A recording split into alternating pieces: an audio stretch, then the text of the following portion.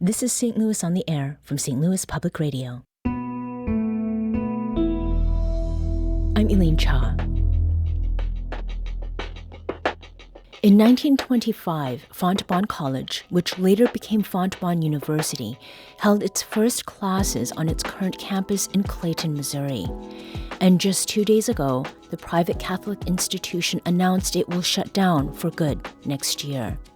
Ogechi Okpara is a Fontbonne graduate who completed her degree in elementary education in fall 2023. She was also a track athlete at the university and had hoped collaborations with other St. Louis universities would keep Fontbonne alive. Now that a decision's been made, Okpara wonders how the legacy of her achievements, as well as those of other students, will live on. I thought maybe there would be a partnership or something with WashU maybe, or Concordia, but just it being just closed down and just gone, it's what's going to happen to the building? What's going to happen with my name on stuff? I was on the team here, all my accomplishments and everything, it's just going to be gone. So it's kind of sad. Dylan Scruggs is a sophomore nursing student at Fontbonne. Scruggs, who heard about the university's closure via a phone call, said losing the school and its campus also means the loss of physical space that's directly connected to Fontbonne and its legacy. And it's just kind of sad, whenever you're 20 years down the line, and just you got something to show for it, but it's just you can't even show them where it's at because it's closed. You can't come back and be oh yeah, we were here and here and still see the school thrive, because that's really what it's kind of about, having the legacy and just the memories coming down. You see other kids that go into your alumni or your alma mater school, just seeing them thriving like you were around that age and stuff. So, it's just sad not having that opportunity to see that. To talk with us briefly about this recent decision to close the school and what's known about next steps, we welcome Fontbonne University President Nancy Blattner. President Blattner, welcome to St. Louis on the Air. Thank you, Elaine. Glad to be here today.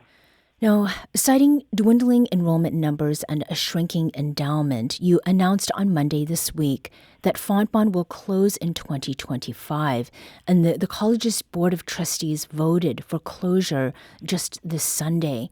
What's behind this decision, President?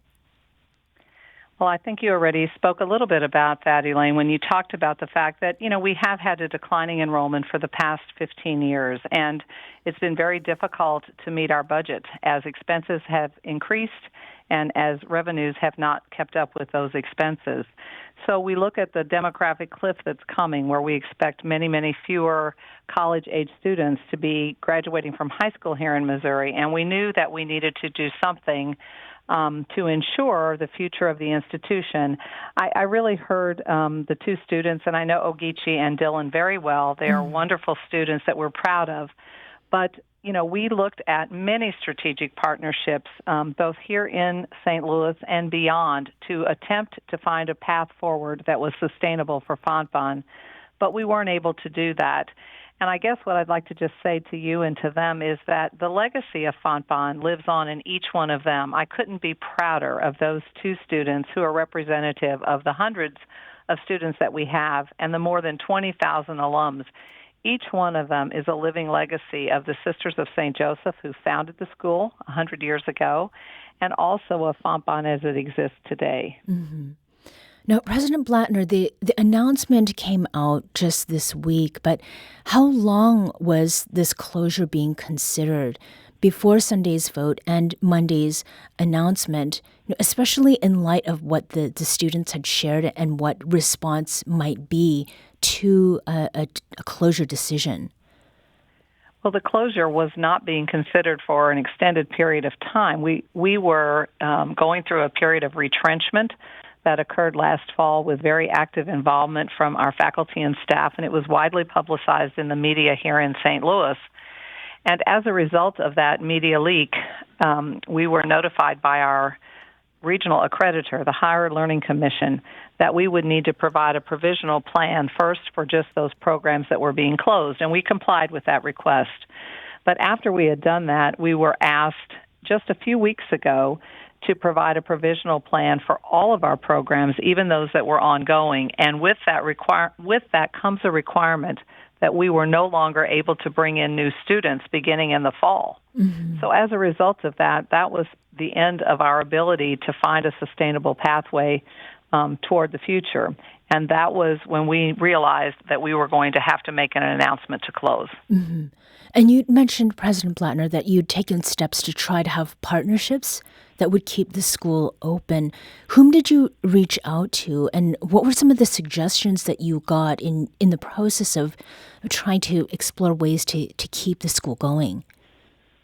Well, I can't name any of the institutions because every president that was willing to have a conversation with me, we signed a non-disclosure agreement that doesn't allow us to talk about who we are talking with. But I spent most of last summer and last fall, even last spring, traveling throughout the state and to several other states to talk with institutions where I thought there might be a good fit.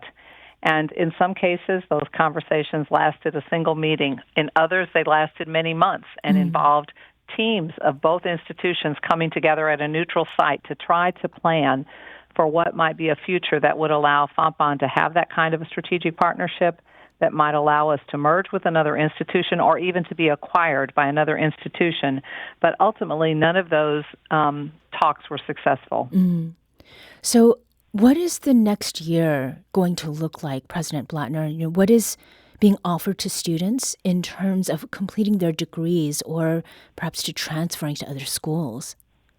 Sure. I'll start with the second part of that question first. So we're very proud of the fact that we know we have many students that want to graduate from Fontbonne, and we're going to do everything that we can to help them.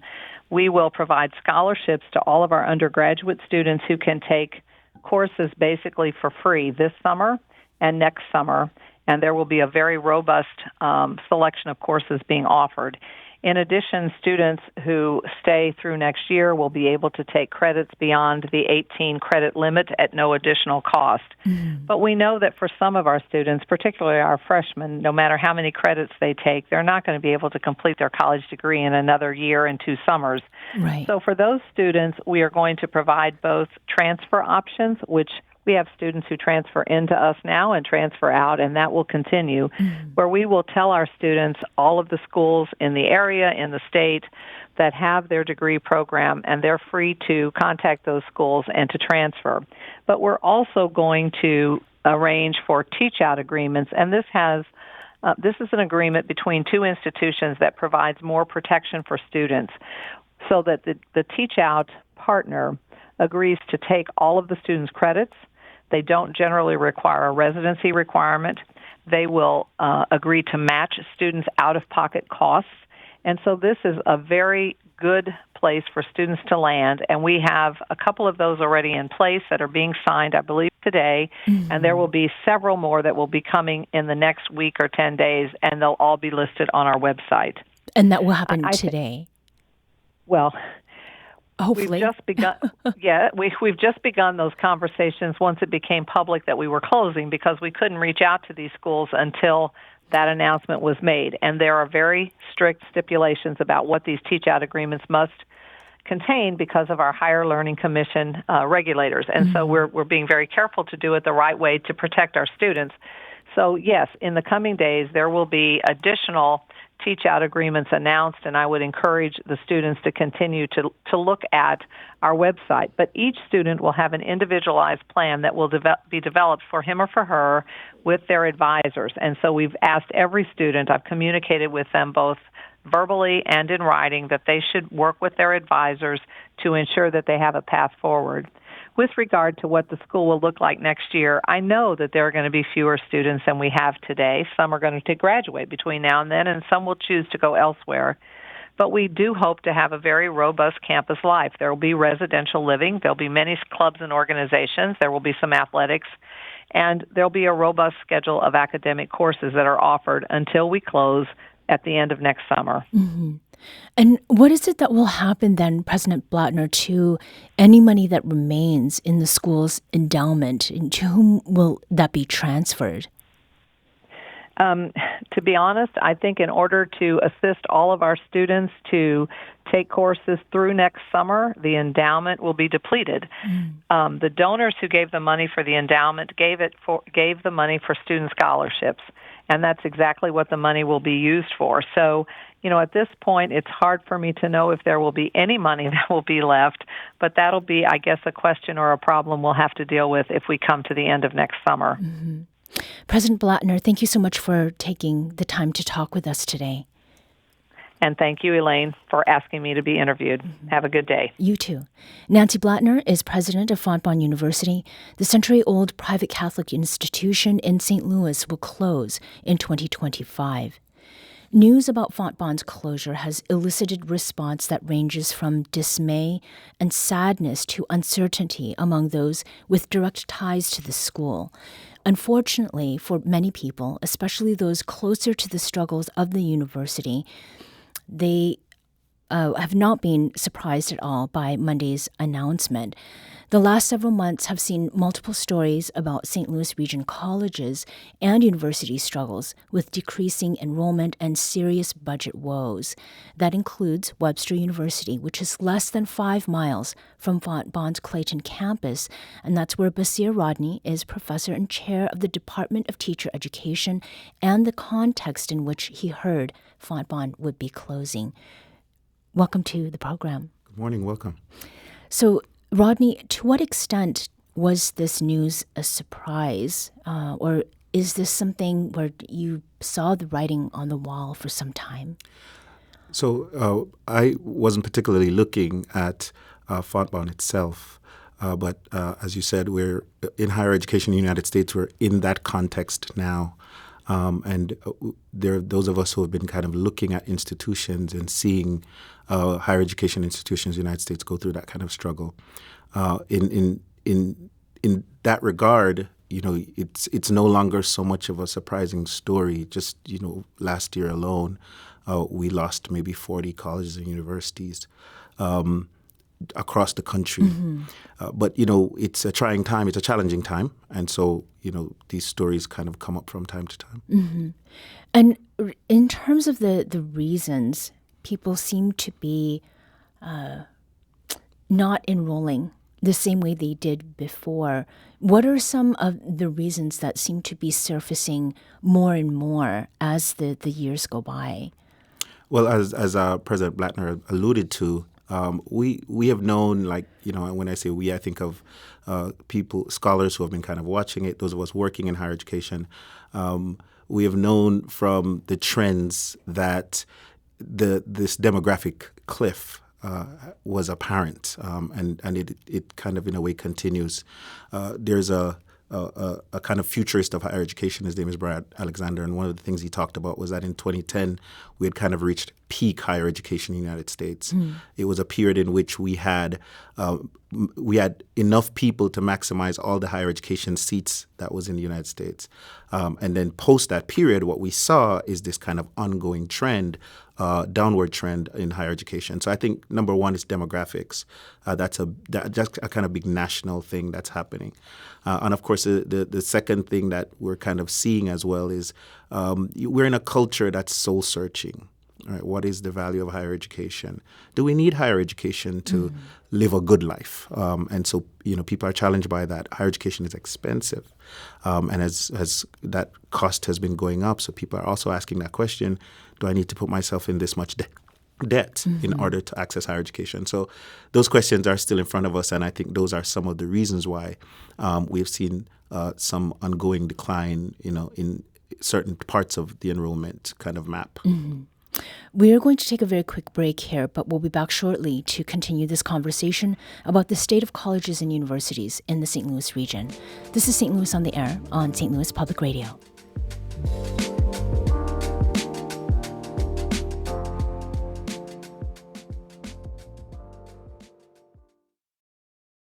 Support comes from Missouri Forest Products Association, committed to sustainable and sound conservation of the state's forests, which support more than 41,000 Missouri jobs, resulting in a $10 billion industry. ChooseWood.com. Welcome back. Let's return to our conversation about the state of higher education institutions in the St. Louis region. We're speaking with Basir Rodney, professor and chair of the Department of Teacher Education at Webster University. And for some broader perspective, we have another guest, Rachel Burns, senior policy analyst at State Higher Education Executive Officers Association. We opened the show by talking about Fontbonne University's closure. What is it about the loss of a 100-year-old institution that is really going to impact the landscape, not only educationally at the college level, but beyond that here in the region? Well, absolutely, that is a big loss, and you kind of heard the students. I'm very happy that you brought the students' voices. You heard them allude to that, right? Some of us, of course, it's a question of legacy in the United States and in our region. Of course, we're very heavily tied to our alma mater, the place where we got our degrees. I've met students over the years at Webster who have gotten a series of degrees there, and I always say they kind of bleed blue. They love the place. They're deeply, deeply grounded and connected. So I think you lose a lot of that connection, right? You lose that sense of place in a community. Now, of course, there are also economic impacts. Universities typically provide what we describe as good-paying jobs in many areas, right? They provide a level of income for people. They provide opportunities to educate local populations. So when you lose, obviously you lose universities, you lose that kind of access to the educational value that they add, and of course the economic, social value that they add, the taxes they pay. Those are big losses to some of our communities where these kinds of ruptures and disruptions happen. Right. And unfortunately, this is not a trend that is limited just to the St. Louis area. Rachel Burns, senior policy analyst at State Higher Education Executive Officers Association, is also with us today. Rachel, how would you describe the state of higher ed in the U.S. as a whole? So I think we tend to talk about there being a sort of plateau in the enrollment declines that we saw, especially since the start of the pandemic in 2020. But I think what is often overlooked in these statistics about the plateau is that enrollment hasn't really rebounded fully since the loss during the pandemic. And there has been a pretty steady decrease over about the past decade or two. And so institutions, especially smaller regional private nonprofit institutions, are truly struggling with enrollment declines and are facing a lot of these financial difficulties, similar to what Fontbonne and President Blattner discussed. Mm-hmm. Now, your organization investigated the impacts of 467 college closures on student outcomes. What does research tell us, Rachel, about what happens to students when their college or university closes? So of the students that we studied, just under half of them re-enrolled at another post-secondary institution following closure. And most of them did so it took them more than 3 months. For about a quarter of students, it took them over a year to re-enroll. Mm-hmm. So their time to completion was quite a bit longer. And then a pretty significant portion just completely stopped out. And of those students who did re-enroll, just over a third eventually completed a credential. So the eventual completion rate of students who experienced a closure was quite poor. Mm-hmm. And what are the implications, especially on the financial side, for someone who starts a degree and does not finish? How long does that follow them through the course of their work life, for example? So I don't know that we have actually quantified the full impact, but it's got to be enormous because those students are worse off than had they entered the workforce immediately after graduating from high school, because they would not have accumulated any of the debt they took out during post-secondary education, mm-hmm. and they could have been working for those 2, 3, 4, however many years that they were in post-secondary education without earning a credential.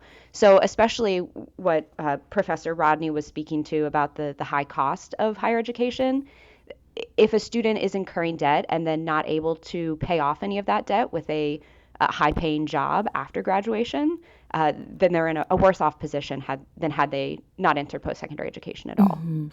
Now, I think we can talk about transfer maybe a little too glibly. I mean, how easy or difficult is it for a student who has come from a school that has closed to transfer to another institution, Rachel? So if the institution has a closure plan like what Fontbonne described, then transfer can be relatively seamless. Of course, it's still not easy. It's a challenge for students to go to a new location or transfer to online. But when they have the support of the institution, it can happen. When institutions close without any of this advance warning and without any sort of teach out plan or transfer transition, then transfer is really up to the student and the institution that they decide to transfer to. And there's no guarantee that all of their credits will transfer. There's no guarantee that any of those credits will count towards a major or a degree program. So we think that's probably part of the reason why so many students don't re-enroll, is it's quite a significant burden to go through the transfer process. Right. Now, there are broader community effects that are felt not only by those who were students at these schools, but by faculty as well as staff. I mean, what are some of those effects, Basir? And when the news went out, as I noted in the introduction, Webster University is not very far from Fontbonne. What were some of the things that you were hearing around you? Well, that was really interesting because I actually received calls from Fontbonne alum, and you know, there are those of the graduates who had a sense because they understood that the struggles that the institution was having, and so there was a kind of sense of resignation. But there was also an attempt to try to figure out a kind of instinctive reaction. How do we support the students? What can we do as area institutions to see how we might work out different kinds of transfer arrangements for them? So I was really happy to hear both from President Blattner this afternoon, and I had previously heard from the news reports that Fontbonne had been making an arrangement. Because I think everyone's heart first goes out to the students, right? And then of course we understand that there are faculty and staff implications, right? So that is obviously going to be a staff cut and a faculty cut until such time as the institution completes its teach out, and that's always disruptive, right? Because colleagues are going to be calling around looking for new opportunities, and that might be adequate for some institutions who are looking, for example, for temporary faculty, but that's not a long-term solution neither for the currently existing institutions or for the faculty members and staff members who are now seeking potential new opportunities. Right. We're talking about the state of colleges and universities throughout St. Louis, many of which face financial troubles and declining enrollment. And we're speaking with Webster University professor Basir Rodney and Rachel Burns, senior policy analyst at State Higher Education Executive Officers Association. Now, Rachel, what is it that numbers don't quite capture? What is the fallout that you understand that comes from the things that people share with you, with the qualitative data that is out there?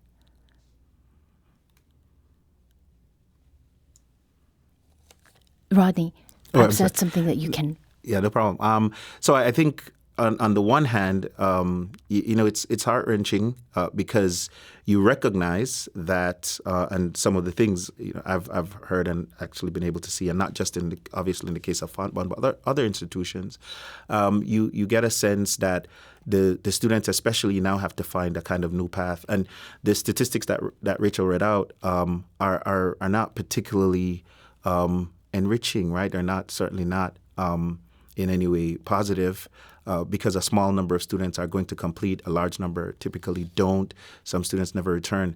To the question that you kind of posed in terms of, what happens to a life afterwards, we know some of that just kind of anecdotally through the student loan crisis that we're faced in the United States, right? Right. I mean, when we think about many of those who are impacted, so think about right now who are primarily impacted by the student loan struggles. It's Black and brown families and women. because a big part of what higher education in the United States did, and of course in our region, was provided an opportunity for the education of many of our women. And these are opportunities that obviously changed lives and shaped new trajectories. But because of the expense, it put them in this kind of situation. When you don't finish, then you carry that debt, right? And so ultimately that impacts your life choices about where you can live and, the kind of opportunities you can kind of extract for yourself in the society. Rachel, I understand that we have you back now with a different connection. The question that I had asked had been about the things that numbers don't capture. But since you do have a beat on that particular pulse, I mean, what is it that we can expect to come? I mean, will there be more of these kinds of closures? And is the trend that's happening across the country and what we're seeing here in the St. Louis area, I mean, is this something that can be turned around? So I do anticipate that there will continue to be closures of this type.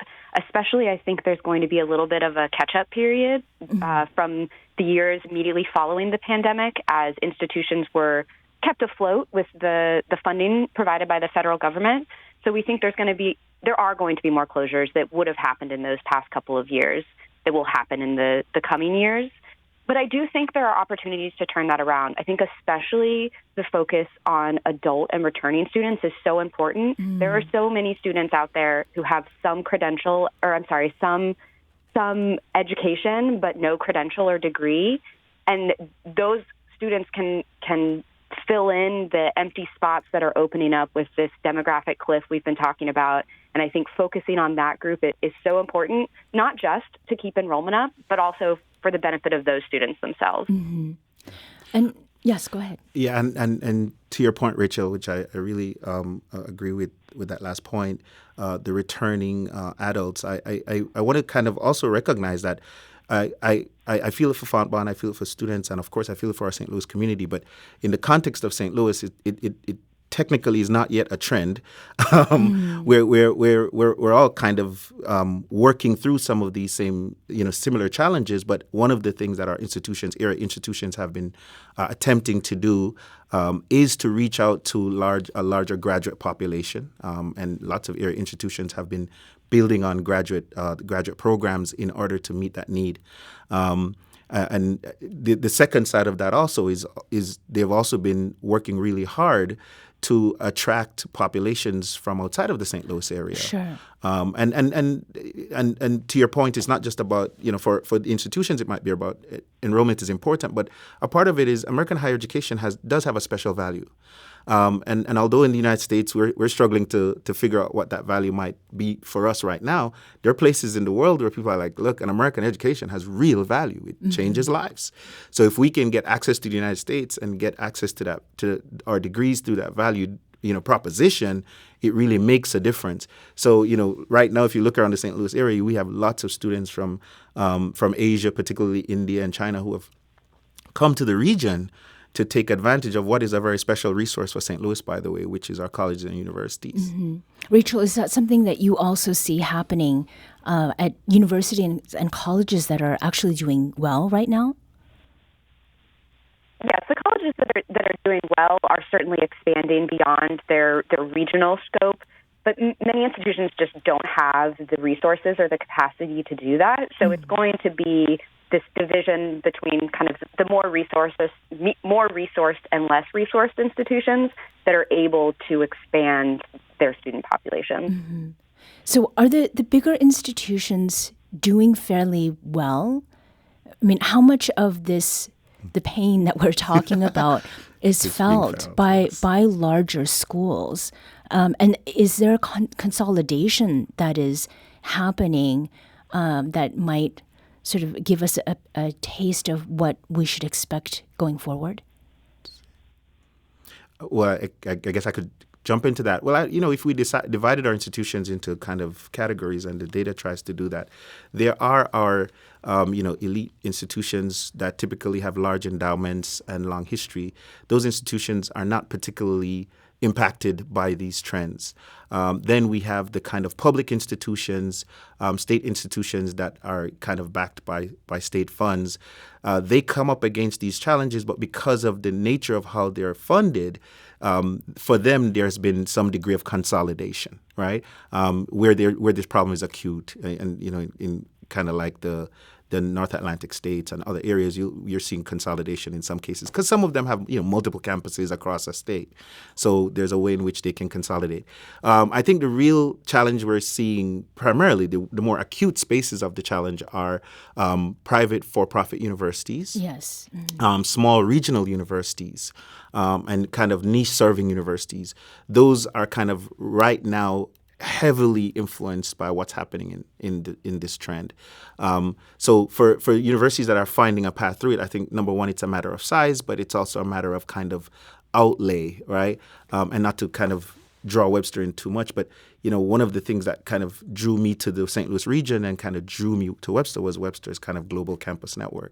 Right. That I think is in part helped Webster to kind of weather the storm for the extended period of time that we've seen this unfold. Because to Rachel's point, you might have had peak higher ed in 2010, coming out of a financial crisis in 2008, and the demographic shift that's ongoing. That potentially is, we're not seeing the tail end of that yet. So yes, I think lots of other institutions will struggle. But the St. Louis region are a mix of institutions, right? So if we just think about our local region here, a mix of institutions. A couple of the private for-profits closed a few years ago. I remember ITT and Vatterott. Then we're kind of seeing some other institutions go through that. But we don't have too many of those kinds of institutions, right? So I don't want to kind of leave people thinking that, a whole bunch of our institutions are going to kind of blow up tomorrow morning. I don't see that. I think St. Louis is figuring out how to manage this, considering the tools we have, right? Right. Rachel, as we wrap here, what is it that we can expect to see, do you think, regarding the health of colleges and universities in the U.S. in the next 5 to 10 years to come?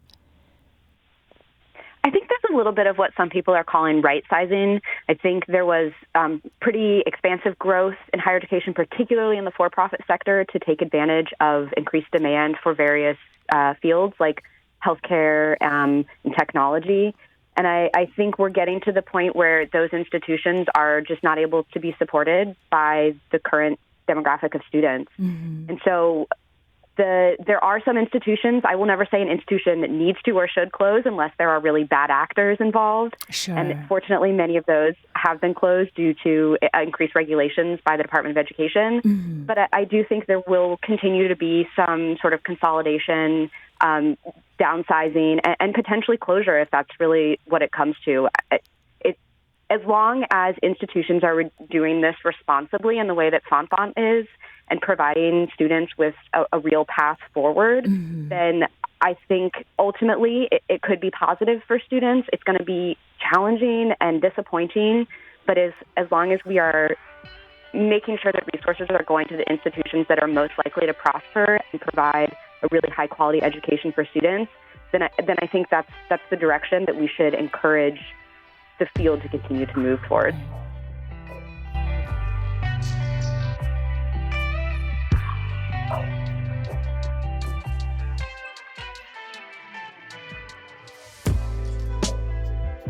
This episode was produced by Emily Woodbury, with production assistance from Roche Hemmings. Audio engineering and podcast design by Aaron Dorr. Our executive producer is Alex Hoyer. St. Louis on the Air is a production of St. Louis Public Radio. Understanding starts here. St. Louis on the Air proudly supports local artists by using music from Life Creative Group. Do you find yourself regularly listening to episodes of St. Louis on the Air? Suggest us to a friend you think might enjoy our conversations. And leave us a review and rating on Apple Podcasts on the App Store. It's the simplest way to help people discover our show.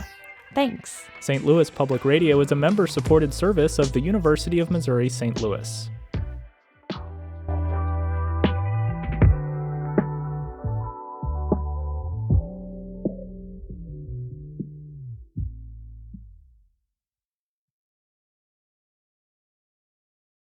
Support comes from the Missouri Forest Products Association, committed to conservation and careful management of the state's forests to make them more resilient and better habitats for wildlife. ChooseWood.com.